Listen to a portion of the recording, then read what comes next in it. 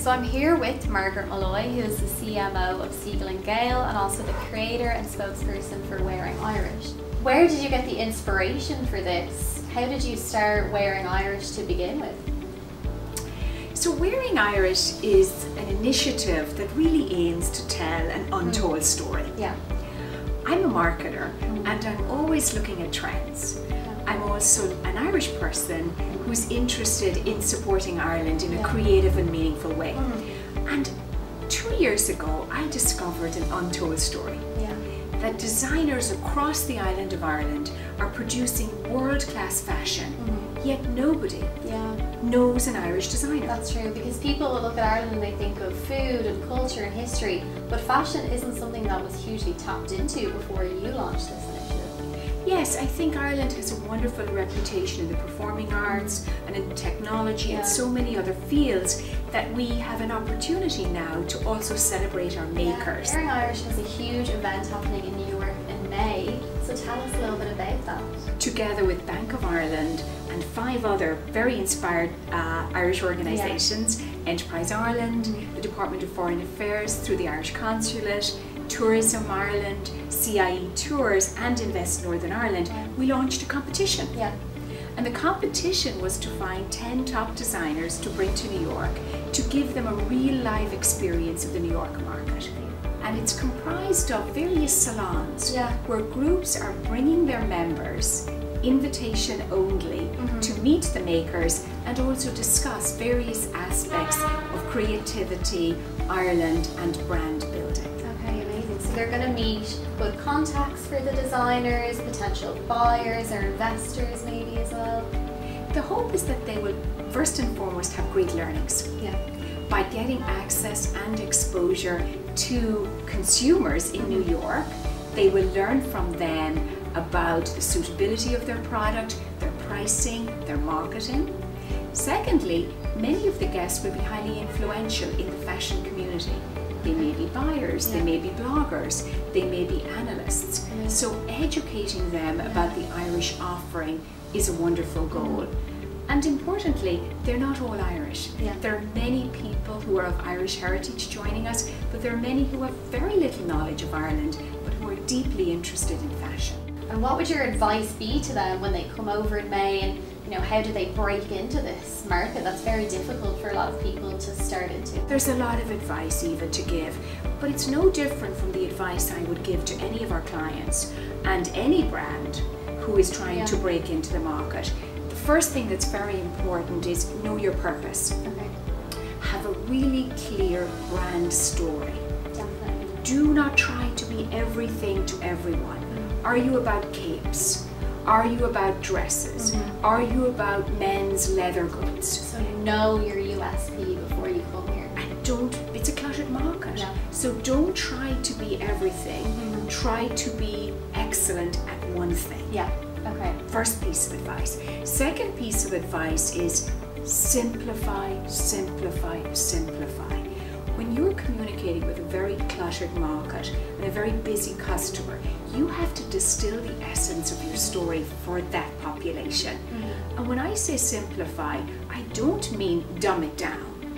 I mean communicate the essence of your story in a way that's engaging and repeatable. The third piece of advice I'd offer is get the mechanics right. Get the basics. I'm talking about e-commerce, making sure you figured out shipping, social media access, because without those mechanics, your story may resonate, but you may not be able to execute the commerce. So the final point is treat this phase in the journey, at least the WearingIrish New York City initiative, as an experiment. It's as much about learning as it is about making a transaction. This is a new market. There is a lot to learn for a designer who hasn't been in that market, and it's constantly evolving. But it's a very great market to experiment in because there are so many different populations that if you have a clear message and a clear story, and let's assume a fundamentally excellent product, you will find the right customer. And what, in your opinion, is unique and different about Irish design? I think what's challenging about Irish design is there is no one aesthetic. There is no one Irish design. There are common threads. Some of the best Irish design does weave a thread from the past to tell its story. The use of materials like tweeds, knits and linens and indeed silver are common practices. But what's most interesting is the best of Irish design plays a nod to the past but has a very modern contemporary feel. And that's the opportunity for me and for all of us when we're telling the Wearing Irish story. It is respecting the past, but yet telling a story that's very modern and very contemporary. On the future as well. And also just the fact that Irish fashion now is world class in a contemporary context. It's not the traditional or not limited to the traditional, it's interpreting Ireland's making tradition in a way that has modern appeal. And that's the essence of the story I'm telling. And it's educating people on that story as well. And you've done a lot of that through social media and using social media for hashtag Wearing Irish. And how important has social media been for you as a tool, as a professional tool for this? So the entire objective of Wearing Irish is to provide the designers access and exposure to a global market. And at this time in a marketing culture, there is no better way to do that than to use social media. 2 years ago, hashtag Wearing Irish began as an experiment. And fast forward to today, and it's a platform for live events and social media. And there's more in the future. So it's a very integrated approach. And the lens that I bring to this is that of a marketer. So to the extent that new tools and marketing practices become effective, I will aim to deploy those to achieve that mission, but the mission is always the same, to provide access and exposure for the designers to a global market. As a former member of the IIBN yourself, how have the Irish diaspora really helped you with the Wearing Irish initiative? So the Wearing Irish initiative is not primarily targeted at the Irish diaspora. It's targeted at lovers of fashion who appreciate quality product. But the Irish diaspora is of course a natural starting point. And I've found many of the members of the various networks very helpful, beginning with posting on social media, liking a post with hashtag Wearing Irish, amplifying it back in the early days. And I will always remember the people who were there in the beginning because they were the early adopters. And when you're trying to create a movement, one of the most important dimensions of a movement are your first followers. Definitely, and you'll always remember them. You'll always remember them because now more and more people are getting on board. I also am very inspired when I'm invited to speak at various group events and people ask wonderful questions around what does Wearing Irish mean and how can we help? Just the sheer asking of that question, because my job at this stage as it pertains to Wearing Irish is about inspiring others.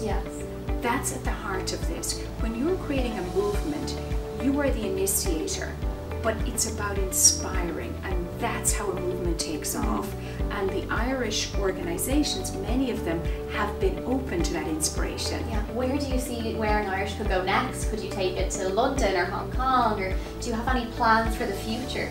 Certainly, well, from my perspective, Wearing Irish is already global.